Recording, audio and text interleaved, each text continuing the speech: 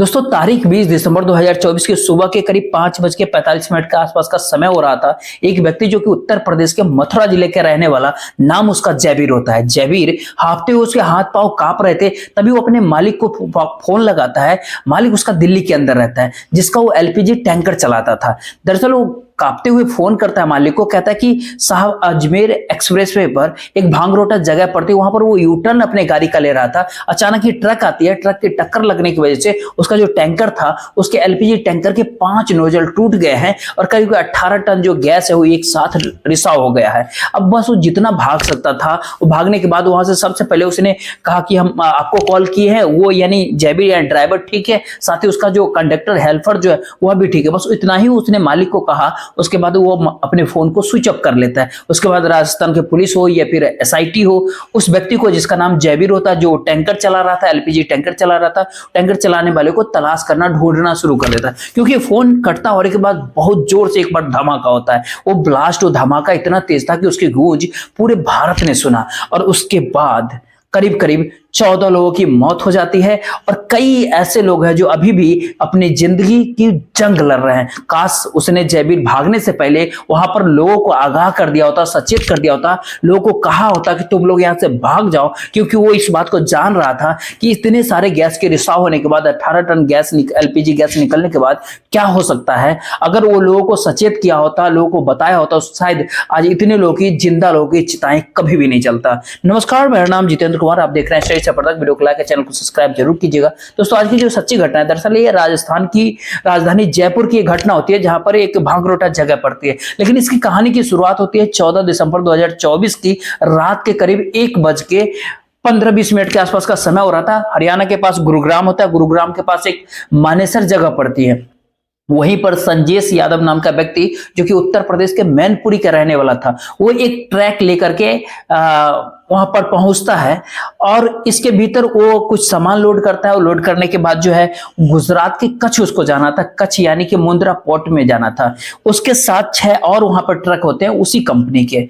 6 के 6 ट्रक जो होते हैं वो सामान लेकर के वहां जाते हैं। सीधा वो लोग गुजरात पहुंचते हैं, गुजरात के कच्छ में जाते हैं, कच्छ के मुंद्रा पोर्ट में जाते हैं। वहां पर अपना पूरा का पूरा जो ट्रक में जो लोडिंग था, जो सामान था, उसको खाली करवाते हैं। और खाली करवाने के बाद 18 दिसंबर 2024 को मुंद्रा पोर्ट से जो है वो ट्रक लेके वापस आने लगते हैं। जब वो वापस आ रहे थे तो वापस आते समय सीधा उनको आना था जहां से चलते, यानी कि हरियाणा के गुरुग्राम के मानेसर से ये चलते हैं और मानेसर वहीं वापस उन लोगों को आना था। अब उनका जो ट्रक था, ट्रक चल रहा है 20 दिसंबर 2024 के सुबह करीब 5:30 बजे के आसपास का समय हो रहा था। अजमेर एक्सप्रेसवे पर इसी का जो साथी लोग थे, संजीव यादव का साथी जो था, वो दूसरे ट्रक पे होता है, जिसका नाम मनोज होता है। मनोज फोन करता है, फोन लगा करके कहता है कि संजय सुनो ना, सुबह का समय हो रहा है, एक काम करते हैं, कुछ चाय पानी पीते हैं, कुछ बाथरूम वगैरह कर लेते हैं, फ्रेश हो जाते हैं, अगर तुम कहो तो यहीं पर रुक जाते हैं। यानी वहां पे पेट्रोल पंप जहां वो कहा था वहां से कुछ दूरी पे जो है जयपुर होता है। लेकिन उसने कहा ठीक है, तुम घबराओ मत, परेशान मत हो,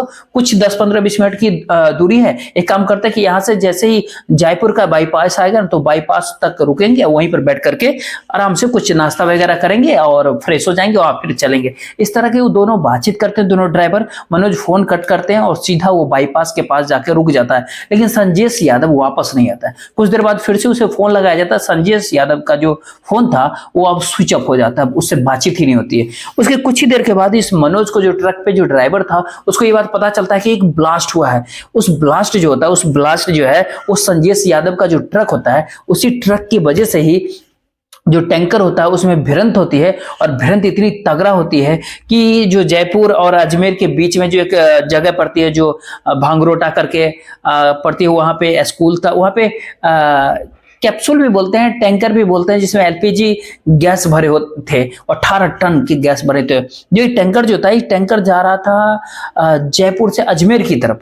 और अचानक इसके दिमाग में कुछ ऐसा आता है कि यहाँ पर भांगरोटा में जो डीपीएस स्कूल के ठीक सामने की बात है, वहां पर एक पेट्रोल पंप भी था, वहां पर एक यूटर्न होता है, वहां से यूटर्न लेता है और अजमेर की तरफ से जो जयपुर जा रहा था जो ट्रक, जिसपे संजेश यादव बैठा होता है, ड्राइवर होता है, उस ट्रक से भिड़ंत होती है। अब संजेश यादव डर जाता है वो सहम जाता है कि अचानक से वो हादसा होता है, इसीलिए वो अपने ट्रक के भीतर इत्मीनान से ही बैठा रहता है। वो ये बात जान ही नहीं रहा था कि आगे क्या कुछ होने वाला। वो टुकटा उसके अंदर ही बैठा हुआ था, वो इंतजार कर रहा था कि शायद हो सकता है जो टैंकर का जो ड्राइवर है वो उसके पास जरूर आएगा, कुछ उससे शिकायत करेगा, जो कुछ भी कहेगा, जो भी कुछ बातचीत होगा हो जाएगा, बात कर लेंगे। लेकिन जो टैंकर का जो ड्राइवर होता है जयवीर, वो जयवीर बिल्कुल भी नहीं रुका। वो तत्काल प्रभाव से अपने हेल्पर को पकड़ा, उठाया और उसको कहा जितनी जल्दी हो सके यहां से तुम निकलो। दोनों ये जो है भागने लगते हैं। सबसे पहले जान रहे थे कि क्या हो सकता है, कितनी बड़ी घटना हो सकती है। तो जयवीर ने अपने हेल्पर को उठाने के बाद जितना तेजी से भाग सकता है वो भागता है, और भागने के बाद जब उसको ये लगता है कि दूरी काफी हो गई है, निकल चुके हैं, तब वो अपने मालिक अनिल कुमार पवार को, जो कि उसके ट्रक के मालिक थे, जो दिल्ली में रहता है, उसको फोन करता है और कहता है कि साहब ट्रक से टक्कर हो गई है, यहाँ पे एक बहुत बड़ा हादसा हो सकता है। इतनी सी बात कहा और कह करके उसने फोन कॉल रखा ही कि धड़ाम से एकदम ब्लास्ट हो जाता है। इतना बड़ा ब्लास्ट होता है कि उसके बाद जो है लोग समझ ही नहीं पा रहे थे कि हुआ क्या, और चीख पुकार मच जाती है, जिंदा लाशें जल रहे थे। कुछ इस प्रकार का ब्लास्ट था कि 200 मीटर के परिधि में ये पूरा गैस फैल गया था। साथ ही 100-150 मीटर की ऊंचाई होती है और चारों तरफ जो है सो अपना गैस फैलाव, चाहे आकाश में पक्षी उड़ रहा हो या आसपास में कोई भी वाहन हो, कोई गाड़ी हो, ट्रक, बस, जितनी भी, कहा जाता कि 40 गाड़ियां शायद उसके चपेट में आ गई थी। करीब 1-1.5-2 मिनट तक, या हो सकता है इससे भी थोड़ा ज्यादा, इसने कुछ 2-3 मिनट तक जो जितनी सारी गाड़ियां होती है वो इधर उधर रुक जाती है। कुछ इधर उधर होने की परिस्थिति में था ही नहीं। इसी बीच में कोई व्यक्ति जो है या तो कुछ पी रहा होगा या कोई चिंगारी ऐसी उठी होगी जिसकी वजह से एक जोर का ब्लास्ट होता है, जोर से धमाका होता है। धमाका इतना तेज था कि लोग समझ ही नहीं पाते। इसमें 40 से ज्यादा गाड़ियां देखते ही देखते धू धू करके जलने लगते हैं और करीब 30 से ज्यादा लोग, करीब 40 लोग गंभीर रूप से घायल हो जाते हैं। अस्पताल की तरफ से धीरे धीरे खबर आने लगती है, सोशल मीडिया पे खबर वायरल होने लगती है। अभी 5 मरे, 6 मरे, 10 मरे, 15 मरे, ये संख्या धीरे धीरे करके 14-15 तक जाती है। और बाद में एफएसएल टीम की तरफ से कहा जाता है कि मरने वाली की संख्या जो है 13 ही है। खैर, इसी बीच में जब जांच पड़ताल करना शुरू करते हैं तो बताया जाता है कि जिस ट्रक पे एलपीजी भरा हुआ ट्रक पे जो संजय यादव जिस ट्रक में था, वो बैठा बैठा उसी में पूरी तरह से जल गया था। जल करके जो उसकी लाश थी बस छोटी सी इकट्ठा हो जाता है। उसकी पोटली को जब खोला जाता है तो ये पता करने की प्रयास किया जा रहा था कि आखिरकार ये कौन है, कहाँ से आया है, कौन नहीं है। तब उसके बारे में पता चलता है कि उत्तर प्रदेश के मैनपुरी का वो रहने वाला था, संजय यादव जिसका नाम होता, जो ट्रक चला रहा था, जो मानेसर से चला था कच्छ के लिए, लेकिन कभी वो अपने घर पे नहीं पहुंच पाया। और पोटली जो बनती है, उस पोटली को खोलने के लिए उसका भाई वहां पहुंचता, जिसका नाम इंद्रजीत था।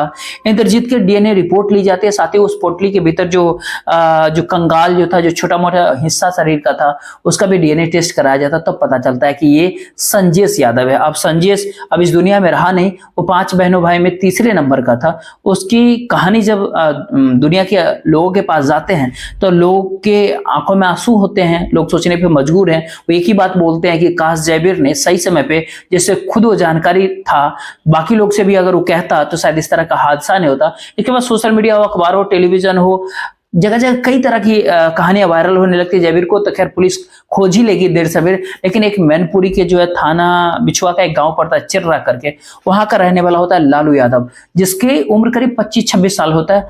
वो करीब इस घटना से जो है 5 दिन पहले की बात है, वो अपने घर से निकला था, जिसके करीब 4 भाई बहन में ये भी तीसरे नंबर का था। लालू जयपुर के अंदर रह करके कभी ट्रक चलाता था तो कभी कंटेनर चलाता। इसी बीच ये जाम में फंस जाता। जैसे ये जाम में फंसता है तो ये इंतजार कर रहा था कुछ देर में जो है जाम टूट जाएगा, जाम खुल जाएगा। इसलिए जो अपने केबिन होता है जो ट्रक का, उसमें वो आराम से बैठा हुआ था।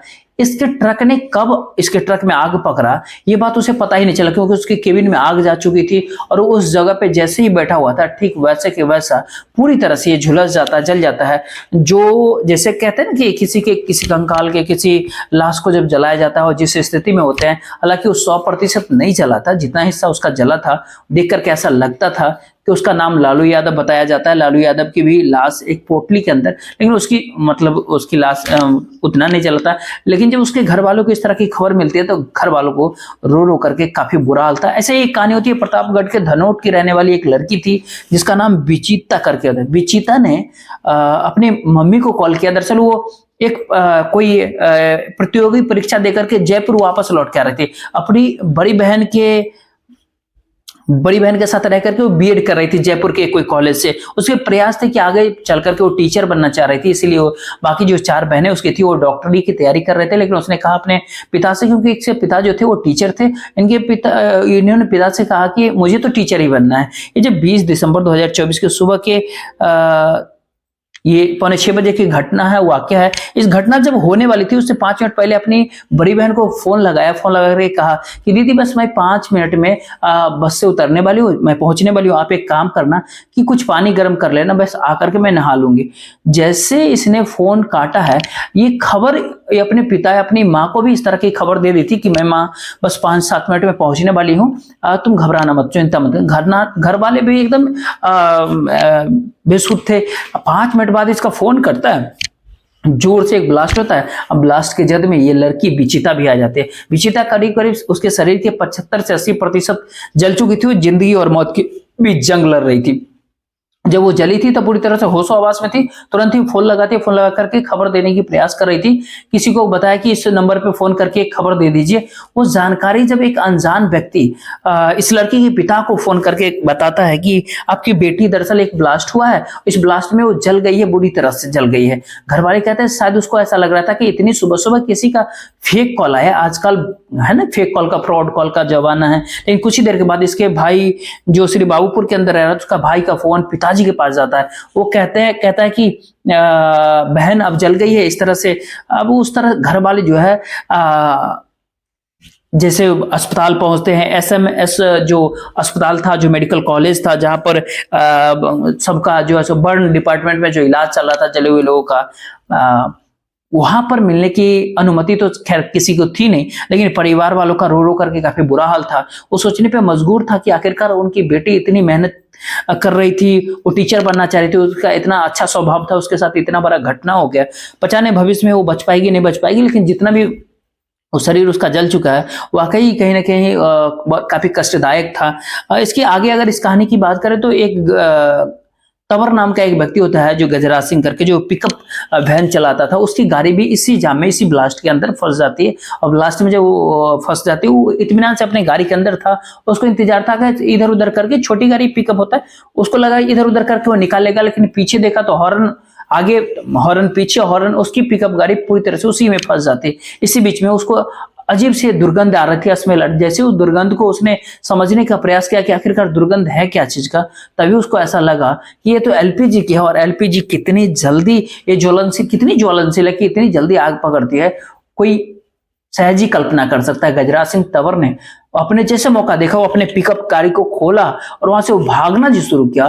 वो आवाज लगा रहा था, जोर जोर से चीख रहा था, चिल्ला रहा था, जितनी जल्दी हो सके उतनी जल्दी यहाँ से सब के सब भागो, यहाँ से दूर हट जाओ। और जैसे जैसे वो भाग रहा था, उसके पीछे करीब करीब 10-15 लोग होते हैं, वो भी सब पीछे पीछे इधर उधर भाग रहे थे। करीब 400-500 किलोमीटर दूर जाकर के उसको एक दीवार पर दिखता है, दीवार के सहारे से वो वहां पर बैठ जाता है। लेकिन तब तक वो जो धमाका था, वो आग का भयानक रूप ले रखा था। वैसा आग का रूप लिया था कि चाहे वो ई रिक्शा हो, ट्रक हो, बस हो, ऑटो हो, टेम्पो हो, पेड़ हो, पौधे हो, पशु पक्षी, कुछ भी हो, जलने वाले कुछ भी सामान हो, सब कुछ धू धू करके जलने लगे थे। ये जो गजराज सिंह तंवर जो पिकअप चालक था, उसकी जो पैंट जो थी वह भी करीब जल गई थी, वो भी थोड़ा सा झुलस गया था।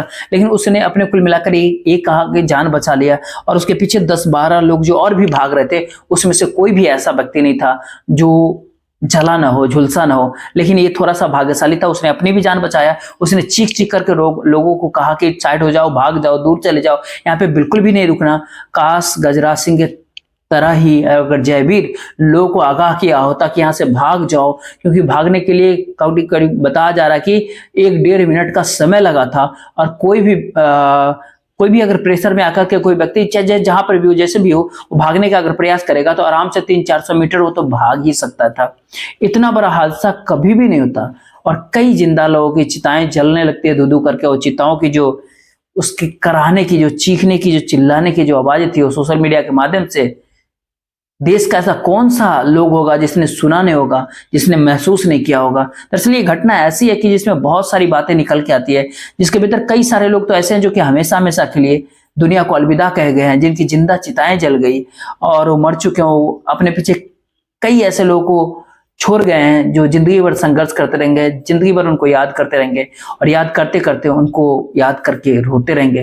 दोस्तों, इस पूरे घटनाक्रम सुनाने का उद्देश्य आज आपको परेशान करना नहीं था, नहीं आपका दिल दुखाना था, बल्कि आपको जागरूक करना, आपको सचेत करना, आप जहां भी रहे सुरक्षित रहे। और कहीं ना कहीं आपको ये भी बताना है, जब ये घटना हुई थी, इस घटना के 300 साढ़े 300 मीटर के दायरे में एक ऐसा ट्रक था, उस ट्रक से के अंदर ना माचिस से भरा हुआ पूरा ट्रक था।